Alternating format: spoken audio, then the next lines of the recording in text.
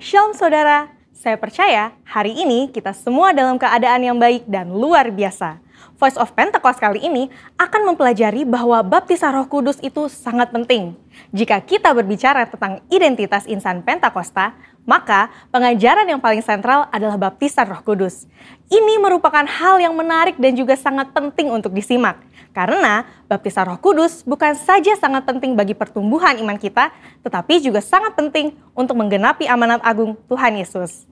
Dalam pengakuan iman GBI, disebutkan bahwa baptisan Roh Kudus adalah karunia Tuhan untuk semua orang yang telah disucikan hatinya. Tanda awal baptisan Roh Kudus adalah berkata-kata dengan bahasa roh sebagaimana diilhamkan oleh Roh Kudus. Baptisan Roh Kudus yang dimaksud adalah pengalaman dipenuhi oleh Roh Kudus setelah seseorang lahir baru atau menerima keselamatan seperti yang dialami oleh para murid-murid Yesus. Berbahasa roh adalah tanda awal seseorang dibaptis Roh Kudus. Ini adalah pemberian dari Bapa kepada setiap orang yang percaya, yang mau, dan membuka hatinya. Kenapa penting untuk orang percaya mengalami baptisan Roh Kudus? Karena ada dua manfaat utama yang dapat dirasakan, yaitu yang pertama, kita akan hidup semakin intim dengan Bapa dan menjadi kuat di dalam Dia. Bahasa roh adalah pemberian dari Bapa agar kita bisa lebih intim di dalam persekutuan dengannya. Di dalam Roma 8 ayat 26, Paulus berkata bahwa roh membantu di dalam kelemahan kita berdoa.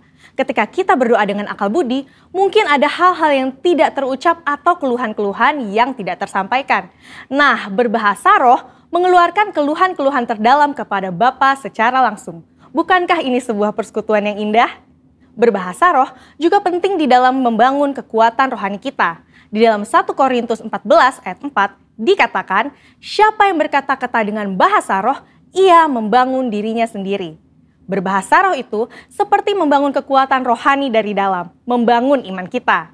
Kalau iman kita kuat, rohani kita kokoh dari dalam, maka serangan dan tekanan apapun dari luar akan sanggup kita hadapi. Seperti Paulus yang mengalami banyak tekanan dan penderitaan di dalam melayani Tuhan. Dia pernah 5 kali disesah orang Yahudi, 3 kali didera, 1 kali dilempari batu. 3 kali mengalami kapal karam bahkan terkatung-katung di lautan. Bagaimana dia bisa kuat menghadapi itu semua? Saya percaya kehidupan yang intim dengan Roh Kudus memberikan kekuatan dari dalam untuk terus melayani.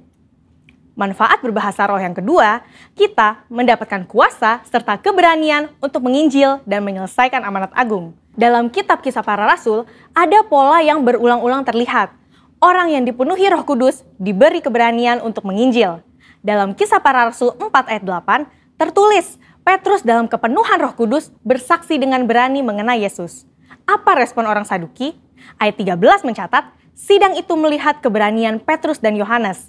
Sesudah insiden di sidang itu, para murid berkumpul untuk berdoa. Dan Kisah Para Rasul 4 ayat 31 mencatat, mereka semua penuh dengan Roh Kudus, lalu mereka memberitakan firman Allah dengan berani. Wow, para murid yang dipenuhi Roh Kudus bukan saja diberi kuasa untuk melakukan tanda dan mujizat, tetapi diberi keberanian untuk memberitakan firman Allah. Keberanian dari Roh Kuduslah yang kita perlukan untuk menyelesaikan amanat agung di era Pentakosta ketiga ini. Roh Kudus punya kuasa yang besar dalam hidup kita. Yesus sendiri memberi peringatan keras kepada mereka yang menghujat Roh Kudus di Matius 12 ayat 32. Kata menghujat di sini memiliki arti sempit dan arti luas.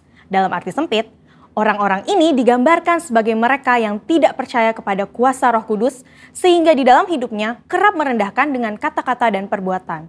Arti luas dari menghujat adalah saat seseorang menolak karya Roh Kudus dalam hidupnya. Dia mungkin melihat tanda dan mujizat dilakukan, pemberitaan Injil diberikan, tetapi hatinya terus-menerus menolak suara Roh Kudus yang lembut. Sampai pada akhir hidupnya, dia menolak keselamatan dan tidak dapat diampuni lagi. Jangan sampai kita mendukakan Roh Kudus, apalagi menghujatnya. Mungkin ada saudara yang bertanya, bagaimana caranya agar saya bisa dibaptis Roh Kudus dan mendapatkan karunia berbahasa roh? Caranya adalah dengan meminta kepada Bapa yang baik. Yesus berkata, jika kamu yang jahat tahu memberi pemberian yang baik kepada anak-anakmu, apalagi Bapamu yang di sorga, Ia akan memberikan Roh Kudus kepada mereka yang meminta kepadanya. Sembari menantikan baptisan Roh Kudus, jangan pasif, tetapi teruslah berdoa, memuji, dan menyembah Tuhan dengan akal budi kita. Bapa pasti akan memberikan karunia Roh Kudusnya pada waktunya. Jadi, setelah mempelajari semua ini, pertanyaannya bukan haruskah kita dibaptis Roh Kudus, tetapi maukah kita dibaptis Roh Kudus? Mari terus bangun roh kita, buka hati kita sehingga kita dipenuhi Roh Kudus. Roh Kudus akan menguatkan kita dan memberi kita keberanian untuk menyelesaikan amanat agung di era Pentakosta ketiga. Saudara, untuk penjelasan lebih lengkapnya dari tim teologi kami, jangan lupa buka link yang ada di atas atau scan QR Code yang tersedia. Salam integritas, Tuhan Yesus memberkati.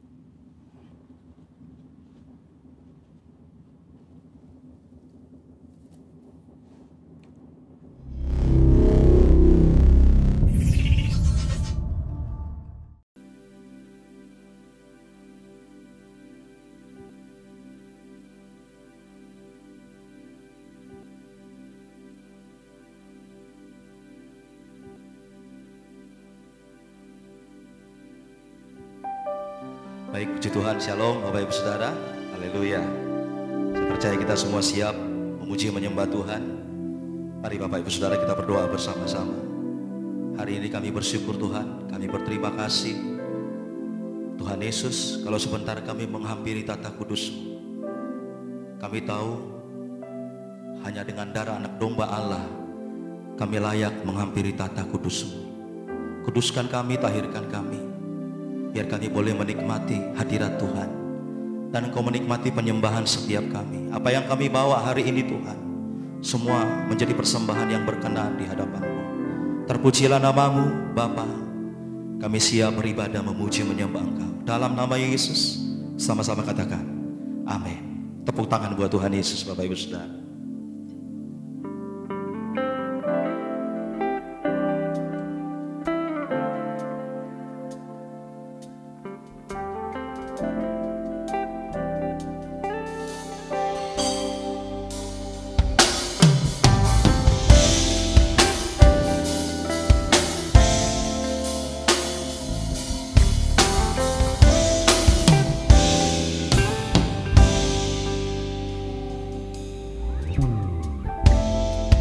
Hampiri tatamu,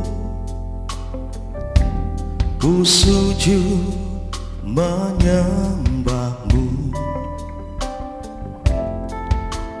ku bawa seluruh persembahanku, terang kemuliaan-Mu memenuhi hatiku. Allahku, betapa ku mengasihi-Mu.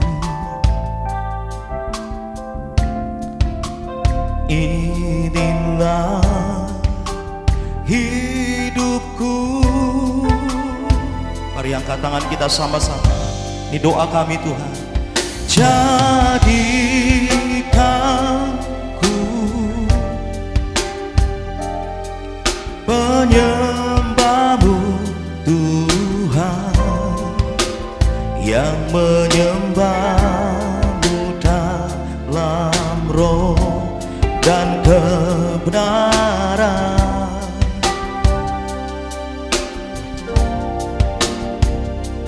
Bawa daku untuk lebih mengenal-Mu dalam hadirat-Mu Tuhan.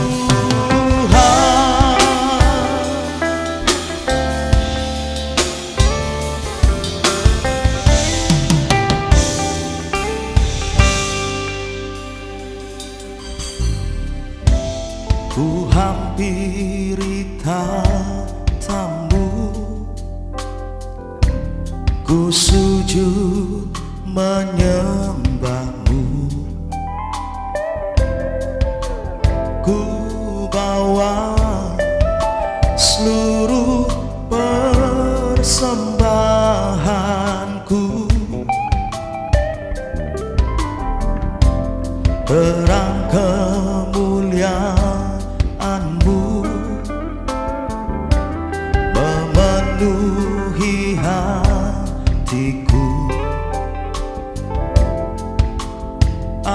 Allahku, betapa ku mengasihimu.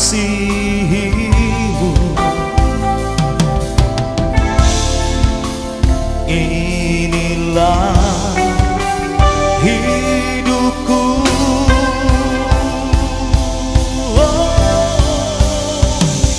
jadikanku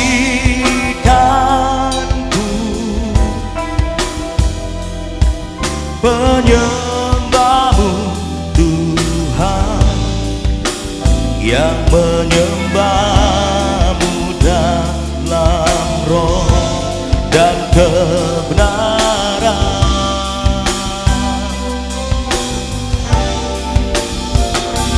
Bawa daku untuk lebih mengenalmu dalam hadiratmu Tuhan. Oh, jadikanku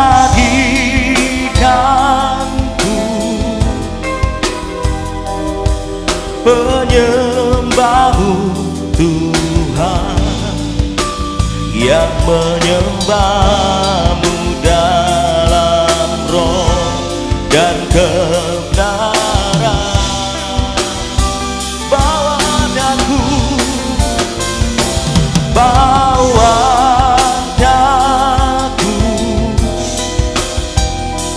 untuk lebih mengenalmu dalam hadiratmu Tuhan. Sembah Tuhan Bapak Ibu Saudara.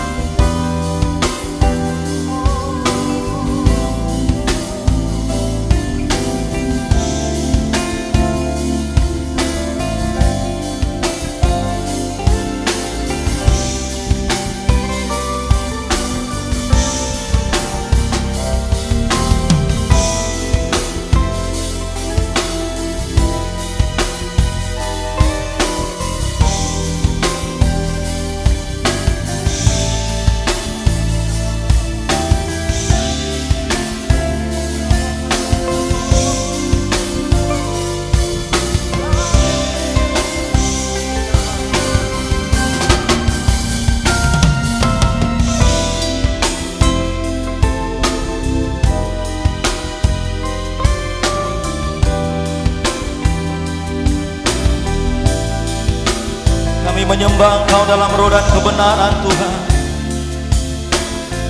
Terima kasih Bapa.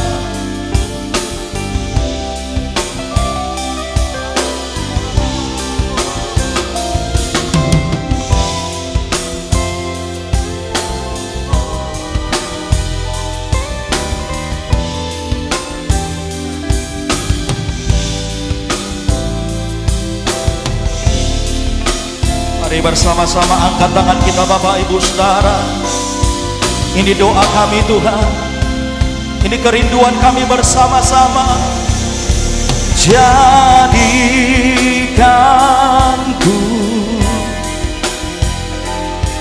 penyembahmu Tuhan, yang menyembahmu dalam roh dan kebenaran.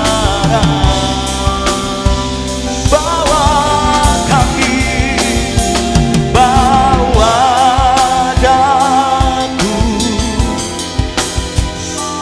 untuk lebih mengenalmu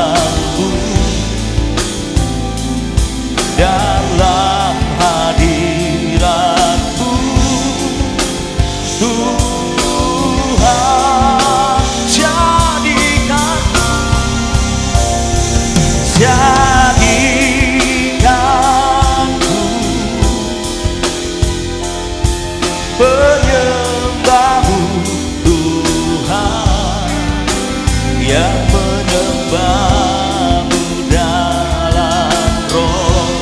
dan kebenaran. Bawa daku, bawa daku untuk lebih mengenalmu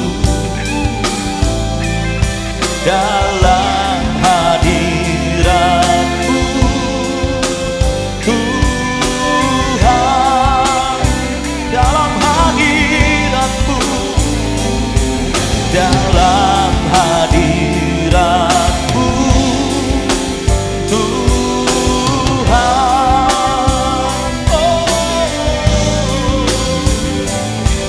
dalam hadiratmu, Tuhan.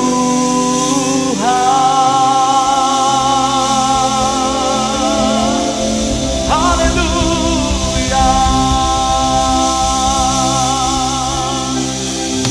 Terima kasih Tuhan, bahwa kami terus Tuhan mengalami perjumpaan dengan Tuhan dalam hadirat-Mu, sampai Roh Kudus dicurahkan atas setiap kami Tuhan, gereja-Mu. Terima kasih Bapa, terpuji nama-Mu dalam nama Tuhan Yesus. Sama-sama katakan amin. Tepuk tangannya lebih dahsyat lagi Bapak Ibu Saudara. Kita percaya waktu Yesus naik ke surga, Roh Kudus dicurahkan buat saudara dan saya untuk menghibur kita, menguatkan kita. Yang setuju katakan amin. Tepuk tangan lebih dahsyat lagi buat Tuhan Yesus. Haleluya. Roh Kudus tercurah di tempat ini.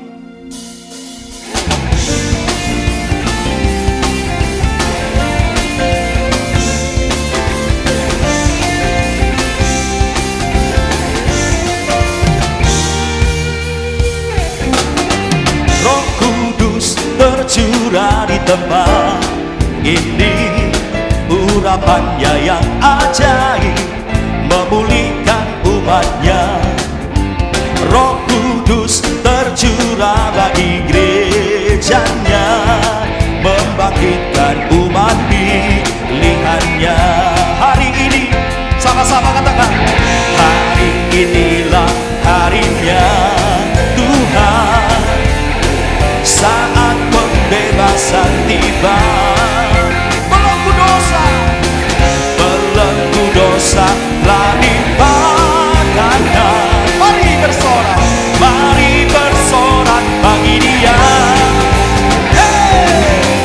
Anggur baru tercurah penuhi umatnya dengan sukacita. Minyak baru tercurah urapi umatnya, nyata kuasanya. Terpujilah nama Tuhan. Haleluya. Roh Kudus tercurah di tempat ini. Mari sama-sama katakan, Roh Kudus tercurah di tempat ini, urapannya yang ajaib memulihkan umatnya. Roh Kudus tercurah bagi gerejanya, membangkitkan umat pilihannya. Kasih tahu kiri kanannya, hari ini, hari inilah harinya Tuhan, saat pembebasan tiba. Belenggu dosa, belenggu dosa telah dipatahkan. Mari bersorak, mari bersorak bagi Dia. Anggur baru tercurah penuhi umatnya dengan sukacita. Minyak baru tercurah urapi umatnya, nyata kuasanya. Sama-sama katakan, anggur baru tercurah penuhi umatnya dengan sukacita. Minyak baru tercurah urapi umatnya, nyata kuasanya. Oh, nyata kuasanya. Dengan iman sama-sama berkata, nyata kuasanya.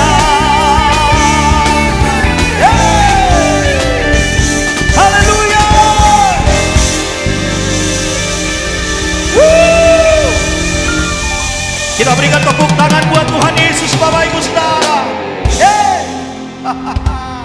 Anggur baru dicurahkan, yang setuju katakan amin.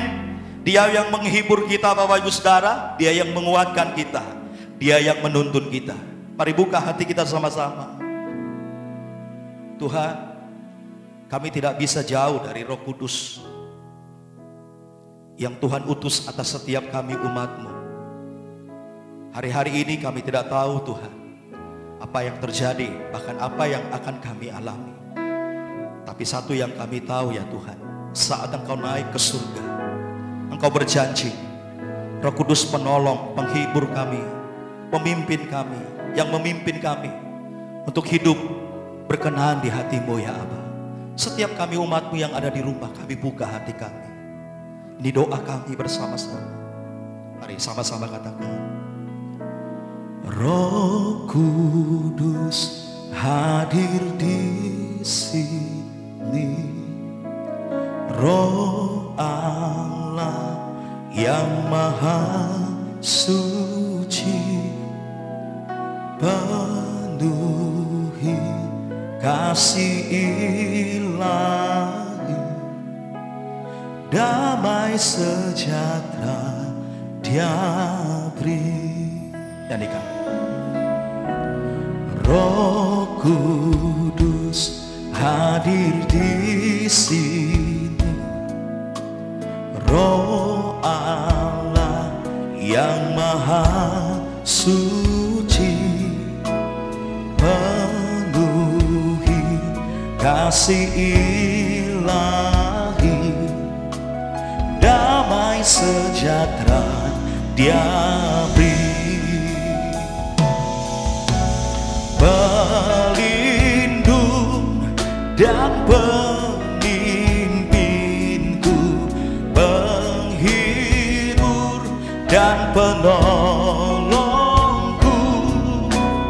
menuntun langkah hidupku, dekat dengan Dia selalu.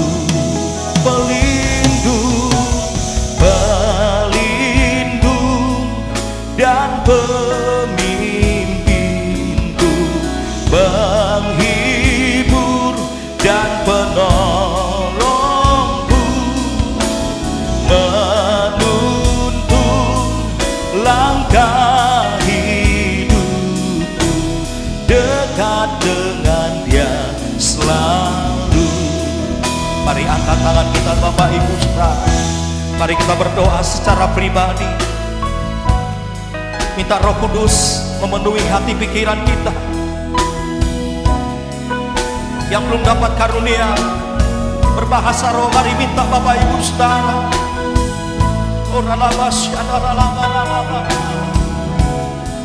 Tuhan Yesus, dengar doa umat-Mu ya Tuhan.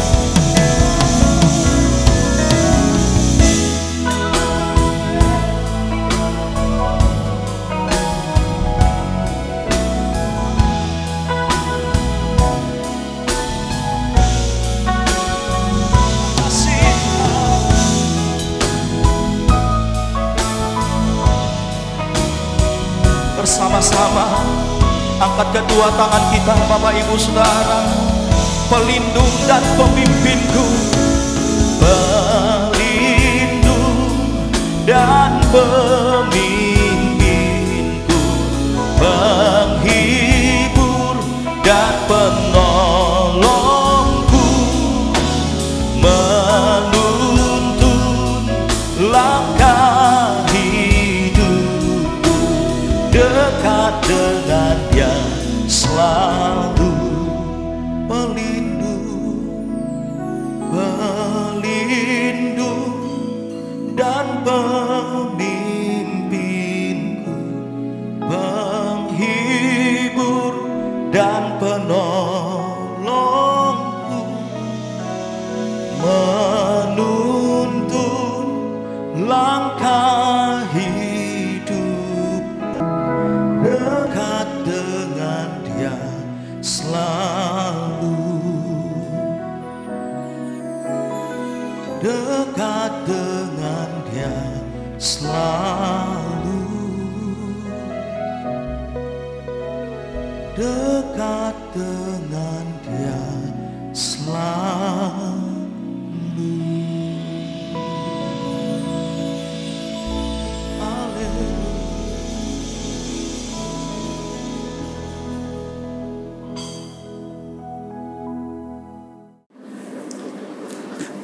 Shalom jemaat GBI Baiwok yang saya kasihi di dalam Tuhan, senang bisa menjumpai kembali sekalipun melewati online saat ini. Saya berharap kondisi Bapak Ibu Saudara sekalian dalam kondisi sehat dan diberkati oleh Tuhan.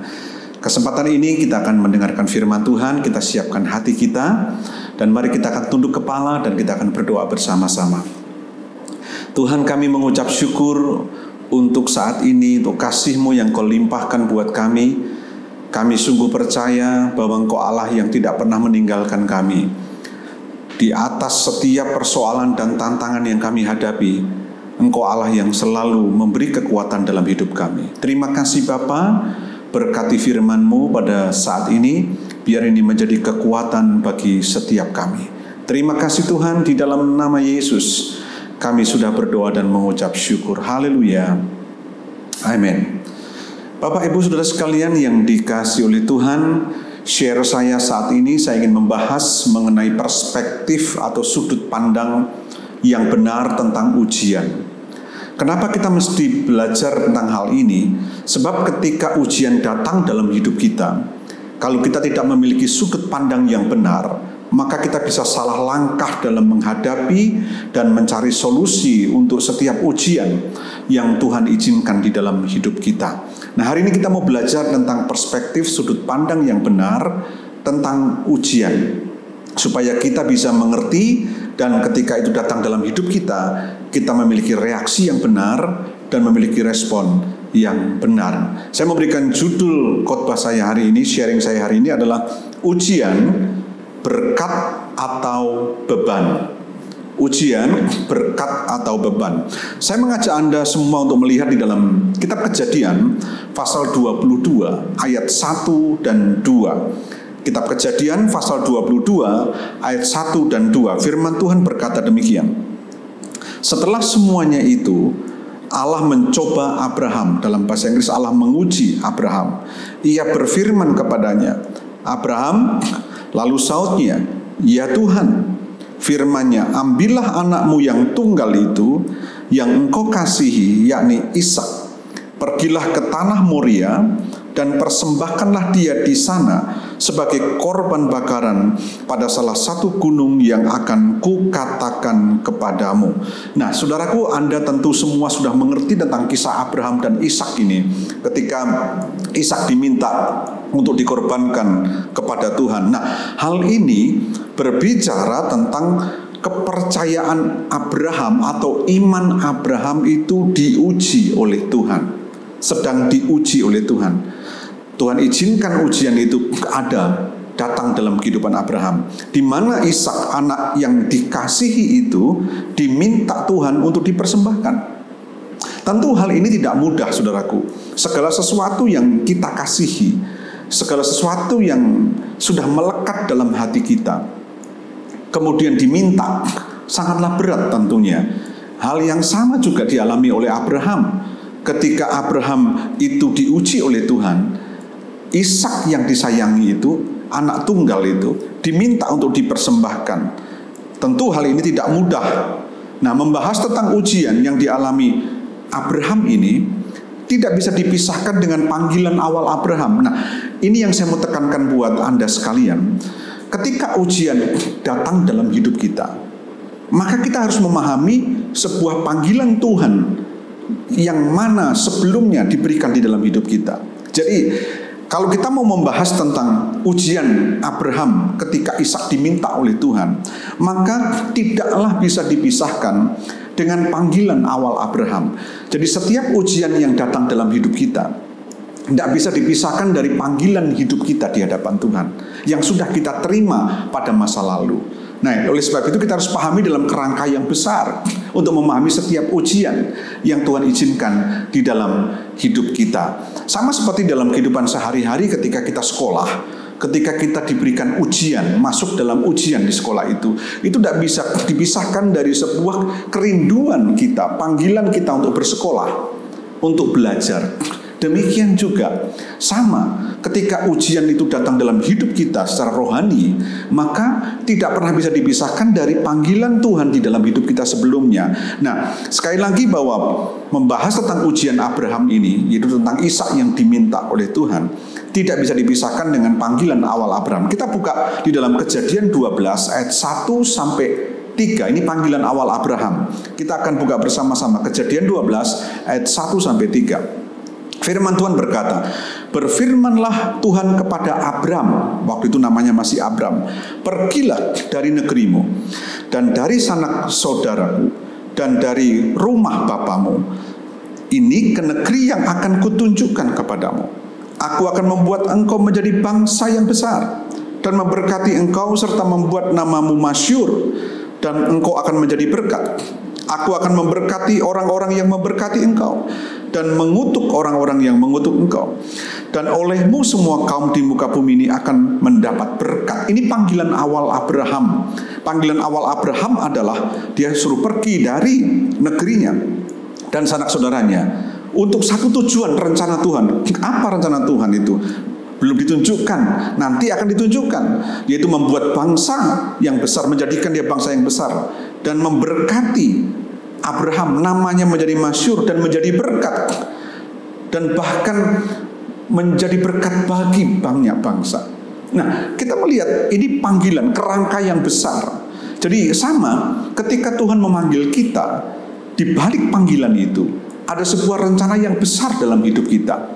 Ada kerangka besar dari rencananya dalam hidup kita. Nah, ketika kita menerima panggilan itu, dan kemudian di dalam perjalanan kita menghadapi ujian demi ujian. Ujian ini tidak boleh dipahami terpisah dari panggilan Tuhan dan rencana Tuhan yang sudah diberikan dalam hidup kita. Demikian juga dengan Abraham. Nah, Abraham atau Abram pada waktu itu dipanggil oleh Tuhan untuk sebuah rencana Tuhan yang besar. Sebuah gambar besar perjalanan hidup Abraham dibentangkan oleh Tuhan di dalam panggilan awalnya, bahwa dia akan menjadi orang yang luar biasa, menjadi berkat, menjadi bangsa yang besar, namanya menjadi masyhur. Itu kerangka yang besar dari sebuah rencana Tuhan dan panggilan Tuhan di dalam hidupnya. Itu dibentangkan di awal. Nah, kemudian di dalam perjalanan itu ada banyak ujian dan tantangan yang dihadapi oleh Abraham sampai kepada Ishak. Ishak diminta. Nah, ini bagian dari sebuah perjalanan, tidak boleh dipisahkan. Jadi ketika ujian datang dalam hidup Abraham pada waktu itu tentang Ishak, maka itu tidak bisa dipisahkan dari panggilan awal Abraham, sebuah rencana yang besar. Tidak boleh dikeluarkan dari itu, maka kita akan memahaminya salah nanti. Jadi kalau kita dipanggil Tuhan, Tuhan sudah memberikan sebuah gambar besar dari rencananya dalam hidup kita. Lalu kemudian dalam perjalanan kita menghadapi ujian, jangan mundur. Ini bagian daripada sebuah rancangan yang besar untuk kita mencapai apa yang Tuhan janjikan. Nah, saudaraku yang dikasih Tuhan, Abraham dipanggil oleh Tuhan untuk suatu rencana Tuhan yang besar. Sebuah gambar besar perjalanan hidup Abraham dibentangkan oleh Tuhan. Sekalipun secara rinciannya tidak dinyatakan kepada Abraham saat itu. Secara rincinya tidak sama seperti kita. Gambar besarnya rencana Tuhan dalam hidup kita mengerti. Tuhan berkata kita akan diangkat menjadi kepala, bukan ekor, dan perjalanan kita akan berhasil dan beruntung, dan kemudian sebagainya dan sebagainya.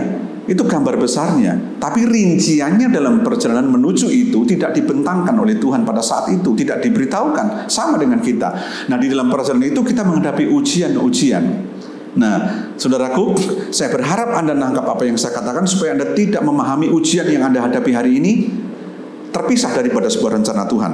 Nah, saudaraku yang dikasih Tuhan, pada saat itu Abraham taat dengan panggilan itu. Tindakan imannya sangat luar biasa. Dia pergi dari negerinya ke suatu negeri yang dia tidak kenal. Ya.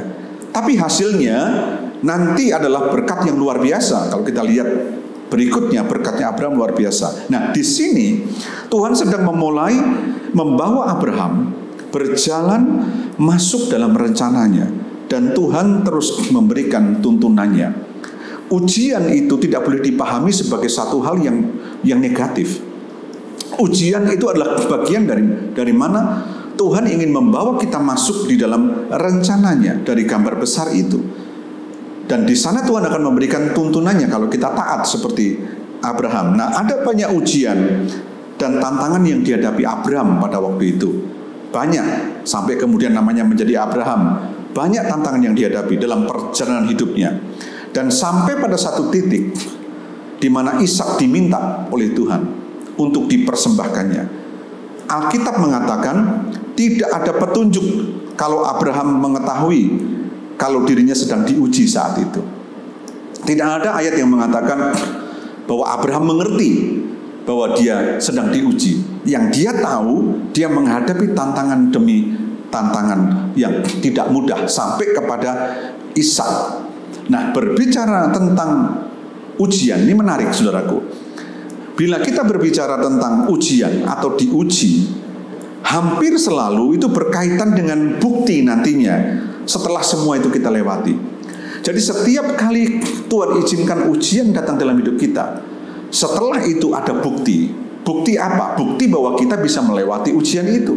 Bukti bahwa kita bisa menghadapi ujian itu dengan baik. Sama seperti kalau kita sekolah, ketika kita masuk dalam ujian, kalau kita bicara tentang ujian, selalu ada bukti. Setelah kita melewati ujian itu ada buktinya, hasilnya dari ujian. Kita lolos atau tidak. Kita memiliki nilai yang bagus atau tidak. Kita bisa naik kelas atau tidak. Nah, itu bukti daripada sebuah ujian. Jadi, kalau kita berbicara tentang diuji atau ujian, hampir selalu berkaitan dengan bukti setelah semua itu kita lewati. Nah, sekarang tujuan dari ujian ini yang harus dipahami. Tujuan dari ujian bukanlah supaya kita gagal. Saudara, kalau Anda sekolah, sudah belajar, lalu kemudian masuk ujian semester. Ujian itu diberikan oleh sekolah untuk saudara. Pihak sekolah tidak punya maksud supaya Anda gagal, tapi supaya Anda berhasil. Dari sekian lama apa yang kita sudah pelajari di sekolah itu, pelajaran-pelajaran itu, diuji pada akhirnya, pihak sekolah berkeinginan supaya kita berhasil. Ternyata apa yang dipelajari ini masuk dalam pikiran dan kita menguasainya, sehingga kita bisa mengerjakan ujian itu. Nah, demikian juga sama, bahwa tujuan dari ujian Tuhan bukanlah supaya kita gagal, melainkan Tuhan ingin setiap kita membuktikan bahwa kita mampu melewatinya. Sekali lagi, saya ulangi. Tujuan dari ujian bukanlah supaya kita gagal, melainkan Tuhan ingin membuktikan bahwa kita setia dan dengan mampu melewati itu semua. Nah, saudaraku yang dikasihi Tuhan, kata diuji secara etimologi itu adalah cabang ilmu bahasa yang menyelidiki asal-usul kata serta perubahan dan bentuk dan makna. Itu etimologi. Jadi kata diuji secara etimologi itu berasal dari satu kata yang berarti panji. Panji. Panji itu artinya yang diangkat. Saudara kalau lihat panji itu selalu ada di atas. Setiap tentara yang pulang berperang dan dia menang, dia mengangkat panji. Ya, bendera, panji tentara itu, rombongan itu di atas. Nah, panji itu berbicara tentang hal yang diangkat, yang selalu di atas. Seperti bendera yang berkibar tinggi di atas kapal. Ya, di atas kapal. Selalu bendera ada di atas kapal. Nah, itu seperti panji, diangkat. Nah, saudaraku yang dikasihi Tuhan, melalui ujian yang Tuhan izinkan terjadi dalam hidup kita, sebenarnya Tuhan punya satu maksud yang sangat luar biasa, yaitu ingin mengangkat kita dari yang sebelumnya menjadi lebih tinggi lagi. Sama seperti sekolah, ketika Anda lulus ujian, maka Anda akan naik kelas, naik kepada tingkat yang lebih tinggi lagi dari yang sebelumnya. Jadi ujian itu memiliki makna diangkat, panji diangkat. Yang artinya ketika Anda melewati ujian itu dan Anda serius dan Anda mengerjakan dan Anda menghadapi dengan baik, maka Anda akan lulus, dan ketika lulus Anda akan naik kelas. Nah, sama seperti Abraham ketika diuji, anaknya Ishak diminta, tujuannya bukan membuat gagal. Tujuannya membuat gagal. Kalau Anda perhatikan di sana, Tuhan sudah menyediakan domba yang akan dikorbankan. Ishak tidak tahu, Abraham juga tidak tahu. Kemudian baru tahu. Nah, kita melihat bahwa sesungguhnya tujuan daripada ujian itu bukan mencelakakan, bukan menghancurkan hidup kita, bukan supaya kita gagal, tidak. Tapi tujuan ujian adalah membuat kita diangkat, supaya kita berhasil. Kalau kita bisa melewati, maka kita akan diangkat. Nah, ini perspektif yang saya katakan tentang ujian ini. Anda harus pahami. Yang pertama harus Anda pahami dalam kerangka yang besar dari sebuah panggilan. Ketika rencana Tuhan sudah ada dalam hidup kita, ketika kita dipanggil oleh Tuhan, gambar besarnya sudah dalam diri kita. Lalu kita berjalan dalam perjalanan hidup kita. Ada ujian demi ujian. Maka ini berkaitan dengan panggilan itu sendiri. Dan kemudian di balik ujian itu, Tuhan punya rencana untuk mengangkat Anda naik. Jadi bukan untuk membuat Anda gagal. Nah, ini yang Anda harus mengerti. Jadi mari kita belajar mengerti bahwa ketika kita sedang diuji hari-hari ini, jangan lemah iman, jangan patah semangat, jangan merasa Tuhan membuat kita gagal, membuat sulit dan sebagainya. Tidak. Tuhan sedang mempersiapkan Anda untuk pada level yang berikutnya, diangkat. Ini tujuannya. Dan yang penting juga Anda harus pahami bahwa setiap ujian itu berhubungan dengan panggilan yang Tuhan berikan dalam hidupmu dan rencana Tuhan dalam hidupmu. Jadi tidak boleh diambil sendiri dan disimpulkan sendiri tanpa sebuah rencana yang Tuhan berikan dalam hidupmu. Nah, ketika Anda pahami secara utuh seperti ini, dan Anda tahu bahwa ujian itu tujuannya untuk mengangkat Anda, maka Anda akan siap menghadapi berbagai ujian dalam hidup ini yang Tuhan izinkan. Itu artinya bahwa Anda siap untuk dibawa naik dan naik dan naik. Nah, saudaraku, ujian adalah tanda kepercayaan Tuhan kepada masa depan kita. Jadi kalau Tuhan mengizinkan ujian datang dalam hidup kita, Dia sedang percaya, ya, sedang percaya akan masa depan kita. Jadi ujian adalah tanda kepercayaan Tuhan kepada masa depan kita. Jadi Tuhan ingin Anda dibawa ke masa depan yang seperti yang Dia mau. Sebab di sanalah kualitas-kualitas yang mulai muncul dalam hidup kita, mulai bertunas. Kualitas iman kita akan muncul, kualitas rohani kita akan muncul dalam setiap ujian yang kita hadapi. Nah, bahkan karakter keserupaan dengan Kristus itu mulai muncul di dalam hidup kita. Dan di suatu hari nanti kita akan bisa menyebut berkat yang dulu kita berkata itu beban. Ternyata ujian itu bukan beban, tapi ujian itu berkat setelah Anda melewati. Nah, saudaraku, hari ini jangan pernah Anda buat ujian yang Tuhan izinkan dalam hidupmu, apapun itu bentuknya, menjadi beban dalam hidupmu. Tapi itu menjadi berkat. Sebab itu akan membawa Anda naik kelas. Tujuannya itu.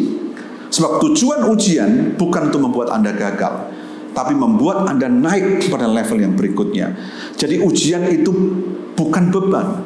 Ujian itu blessing. Ujian itu berkat. Seperti apa yang dialami Abraham ketika Ishak diminta.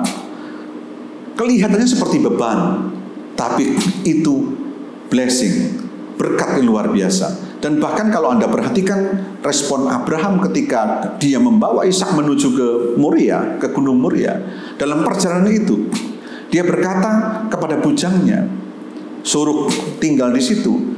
Dia dengan Ishak saja yang akan pergi ke atas. Dan kemudian dia berkata, kami akan kembali. Kata kami akan kembali itu menunjukkan faith, iman yang luar biasa. Dia punya perspektif yang benar tentang apa yang Tuhan sedang lakukan di dalam hidupnya.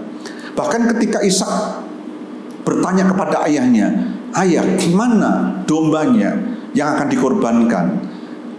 Dan kemudian Abraham menjawab bahwa sudah tersedia. Jadi artinya Tuhan yang akan menyediakan. Jadi kita melihat bahwa faith, iman Abraham itu luar biasa. Dia punya perspektif yang benar tentang apapun yang terjadi.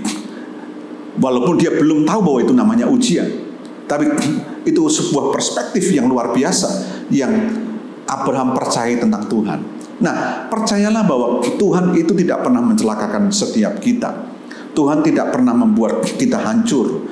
Apapun yang Tuhan izinkan, walaupun itu tidak seperti yang kita inginkan, tujuan akhirnya selalu akan membawa kita naik pada tingkat yang berikutnya. Nah, di balik pengujian Abraham ini, tentang Ishak ini, ada hikmat Tuhan yang luar biasa. Saya menyebutnya ada 4 prinsip ilahi dari ujian Tuhan yang Abraham alami. Yang pertama, ketika Tuhan menguji Abraham, tuntunan Tuhan kepada Abraham itu sering kita jumpai itu tidak masuk akal pada waktu ujian itu diberikan. Sama seperti kita, ketika Tuhan menguji kita, tuntunannya kepada kita seringkali tidak masuk akal pada waktu ujian itu diberikan. Ya, tidak masuk akal. Nah, kan saya katakan tadi, Abraham diminta untuk mempersembahkan Ishak, nggak masuk akal. Ini anak perjanjian. Ishak ini anak yang datang dari Tuhan. Sekian lama menanti Abraham, dan sampai kemudian Ishak diberikan. Kemudian ketika dia besar diminta, nggak masuk akal. Ada banyak hal yang tidak masuk akal ketika Tuhan menguji hidup kita. Otak kita nggak sanggup mencernanya. Di sanalah dibutuhkan iman dan berserah kepada Tuhan. Kata berserah itu adalah kekuatan. Jadi ketika seseorang bisa berserah total kepada Tuhan, maka dia memiliki kekuatan yang datang dari Tuhan. Jadi kalau Anda ingin memiliki kekuatan yang datang dari Tuhan untuk menghadapi hal-hal yang tidak masuk akal, maka harus Anda berserah seperti Abraham. Abraham berserah kepada Tuhan, dan ketika dia berserah, dia mendapatkan kekuatan yang dari Tuhan. Ini yang pertama, prinsip ilahi yang pertama. Yang kedua, prinsip ilahi yang kedua, iman tidak pernah menjadi matang tanpa disertai penderitaan tanda kutip sampai tingkat tertentu. Kata penderitaan itu artinya begini: apa yang kita tidak suka, kita harus hadapi demi kehendak Tuhan.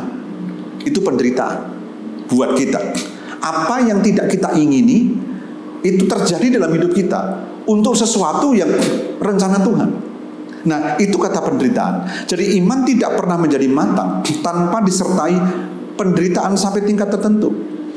Iman akan membantu kita bahkan melalui tantangan yang terberat. Jadi Tuhan ingin iman kita tumbuh. Ya, dan percayalah, kalau imanmu tulus, kalau iman Anda benar, maka iman itu akan membantu kita melalui tantangan yang terberat sekalipun. Seperti Abraham, imannya Abraham matang, ya matang melalui hal-hal yang secara manusia itu dia tidak inginkan, tapi dia taat, ya. Matang imannya di situ. Dan iman itu juga yang dimiliki Abraham, yang membantu Abraham melewati tantangan yang terberat. Ini prinsip ilahi yang kedua dari ujian Abraham tentang Ishak ini. Yang ketiga, prinsip ilahi yang ketiga, kita harus taat sekalipun kita belum melihat janji Tuhan digenapi di dalam diri kita. Sama seperti Abraham. Abraham itu taat sekalipun dia belum melihat janji Tuhan itu digenapi. Bahkan dia berpikir Ishak ini anak perjanjian, malah diminta Tuhan untuk dikorbankan. Habislah sudah, tanpa harapan lagi. Sepertinya seperti itu secara manusia. Tetapi sekalipun Abraham menghadapi situasi yang seperti ini, dia tetap taat. Sepertinya kita juga harus rela untuk dipimpin oleh Tuhan, dibawa Tuhan ke tempat di mana Tuhan membawa kita. Sama seperti Abraham. Abraham rela dipimpin oleh Tuhan, dibawa Tuhan ke tempat di mana Tuhan membawa Abraham, yaitu Gunung Moria, untuk mempersembahkan Ishak. Saudaraku, luar biasa.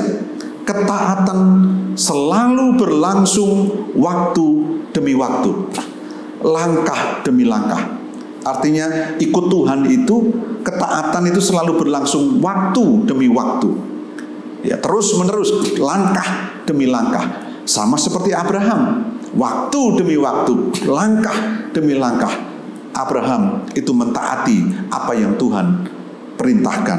Dan prinsip ilahi yang keempat, ini sudah yang menarik.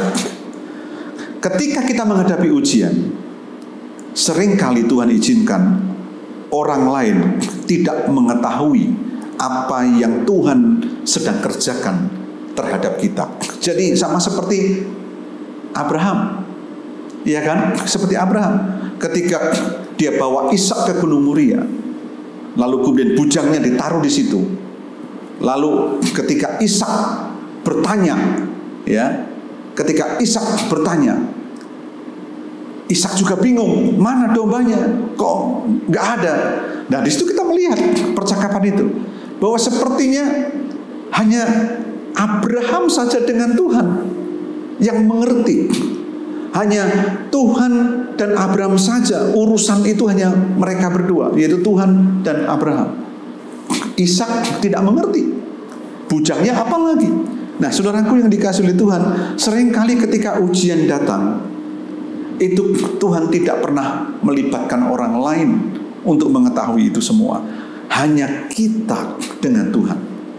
Hanya kita dengan Tuhan. Orang lain mungkin tidak diizinkan mengetahui apa yang sedang dilakukan Tuhan terhadap kita. Sama seperti Abraham meninggalkan bujangnya, dan bahkan Sarah istrinya pun tidak tahu. Hanya Abraham dan Tuhan yang melihat ujian itu. Saudara, ketika ujian datang, sering seperti kita ini kesepian, sendirian.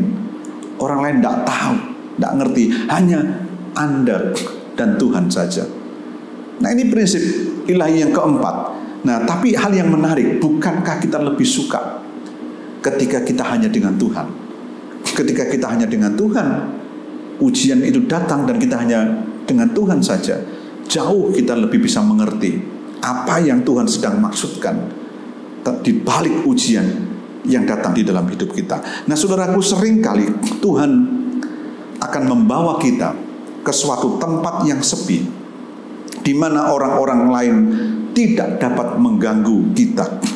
Mereka juga tidak mengerti, hanya kita dengan Tuhan saja. Saudaraku, ketika ujian datang dalam hidupmu, seringkali kita merasa kesepian, tidak ada orang lain yang tahu, bahkan orang lain tidak mengerti, hanya kita dengan Tuhan. Tapi saya mau berkata, itulah waktu yang terbaik, di mana Anda bisa mengerti apa yang Tuhan sedang kerjakan. Tuhan sedang bicarakan tentang rencananya di dalam hidup saudara, melewati ujian yang Anda hadapi. Nah, sebagai penutup saya berkata, saudaraku, firman Tuhan yang saya sampaikan ini biarlah membawa setiap kita mengerti bahwa tidak ada pribadi yang paling berhak atas kehidupan kita selain Tuhan yang sudah menebus hidup kita serta memberikan sebuah rencana yang luar biasa atas kehidupan kita. Jadi tidak ada yang paling berhak atas kehidupan kita selain Tuhan yang sudah menebus kita, memberikan sebuah rencana yang luar biasa atas kehidupan kita. Jadi ketika ujian datang, jangan marah, pahami dengan benar, jangan jadikan beban, tapi itu blessing. Ya, hanya Tuhan yang paling berhak untuk menguji hidup kita. Nah, di balik ujian yang Tuhan izinkan yang terjadi atas kita, ada tujuan ilahi di dalamnya, yaitu Tuhan ingin menunjukkan kepada dunia, Tuhan ingin menunjukkan kepada iblis bahwa kita sebagai anak-anaknya memiliki kualitas kehidupan yang tak tertandingi oleh mereka. Saya ulangi lagi, di balik ujian yang Tuhan izinkan terjadi atas kita, ada tujuan ilahi di dalamnya, yaitu Tuhan ingin menunjukkan kepada dunia dan iblis bahwa kita adalah anak-anaknya, anak-anak Tuhan yang memiliki kualitas kehidupan yang tak tertandingi oleh mereka. Serta kita adalah anak-anak yang dipakai oleh Tuhan untuk menyatakan rencananya di atas muka bumi ini. Dan ini merupakan sebuah kebanggaan Bapa kita di surga. Jadi saudaraku, Tuhan menguji kita. Tujuan ilahinya adalah Dia mau tunjukkan kepada dunia, Dia mau tunjukkan kepada iblis bahwa kualitas kehidupan anak-anaknya itu sungguh luar biasa. Dan lebih daripada itu juga kita mau dipakai Tuhan untuk menyatakan rencananya di atas muka bumi ini. Dan itu merupakan kebanggaan Bapa kita di surga. Nah, saya berdoa apa yang saya bagikan ini tentang perspektif ujian itu akan menjadi kekuatan di dalam hidup Anda sekalian. Ujian itu bukan beban, tapi ujian itu adalah blessing, berkat. Ingat ketika Anda sedang diuji, Anda harus memahami ini ada hubungannya dengan panggilan yang Tuhan berikan dalam hidupmu untuk sebuah rencana yang besar yang dimana Tuhan ingin Anda berada di sana. Ujian-ujian ini akan membawa Anda semakin naik dan naik akhirnya sampai kepada tujuan yang Tuhan kehendaki. Tuhan tidak pernah merencanakan kegagalan dalam hidup Anda. Tujuan ujian adalah membuat Anda berhasil. Nah, biarlah firman Tuhan ini akan memberkati seluruh jemaat GPI Baiwok dan terus akan bertumbuh dan terus akan mengenal Tuhan lebih dalam lagi. Tuhan memberkati. Mari kita akan tunduk kepala. Tuhan, kami bersyukur untuk firman-Mu, sharing firman-Mu yang sudah hamba-Mu sampaikan. Biarlah setiap umat-Mu di GPI Baiwok boleh menangkap seluruh kebenaran firman Tuhan ini. Mereka boleh semakin mengerti, memiliki perspektif, sudut pandang yang benar tentang ujian. Tuhan, kami percaya bahwa mereka akan semakin bertumbuh dan berbuah-buah bagi kerajaan-Mu.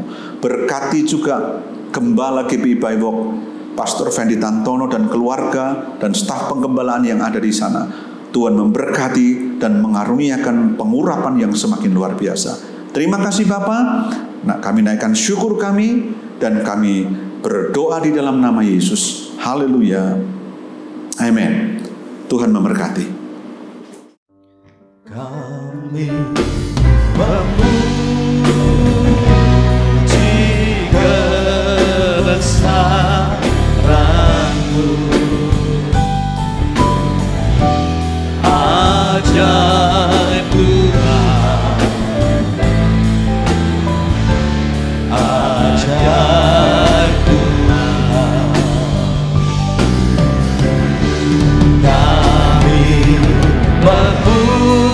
memuji kebesaran-Mu,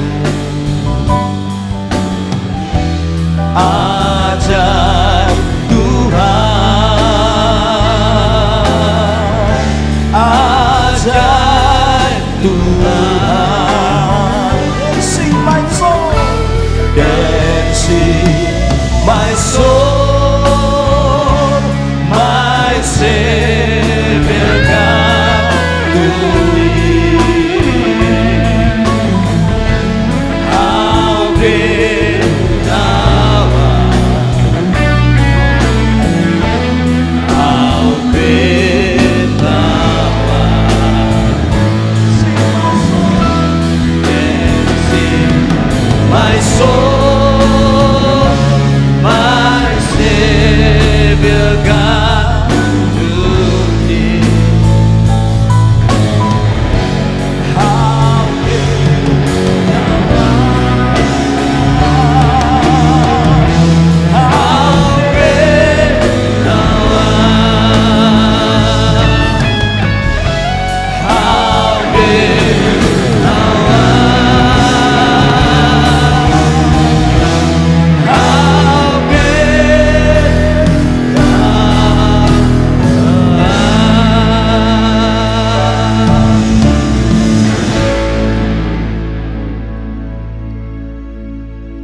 Mari kita mengangkat kedua tangan kita dan mengarahkan hati kita sama Tuhan.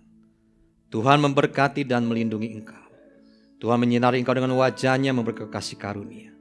Tuhan menghadapkan wajah pada engkau, memberi kau damai sejahtera. Terimalah berkat kasih yang berlimpah dari Allah Bapa, yang buat hidupmu naik bukan turun jadi kepala menjadi ekor. Cinta kasih anak yang tunggal Tuhan Yesus Kristus membuat perjalanan hidupmu pasti beruntung dan berhasil. Keluarga rumah tanggamu disebut berbahagia. Persekutuan kuasa Roh Kudus menjadikan engkau menjadi garam dan terang dunia, menjadi saksi Yesus yang sempurna, sampai Tuhan datang menjemput engkau di awan permai dan bahkan sampai selama-lamanya. Kita yang percaya terima berkat Tuhan dan menjadi berkat, sama-sama katakan amin. Tuhan Yesus memberkati kita semua.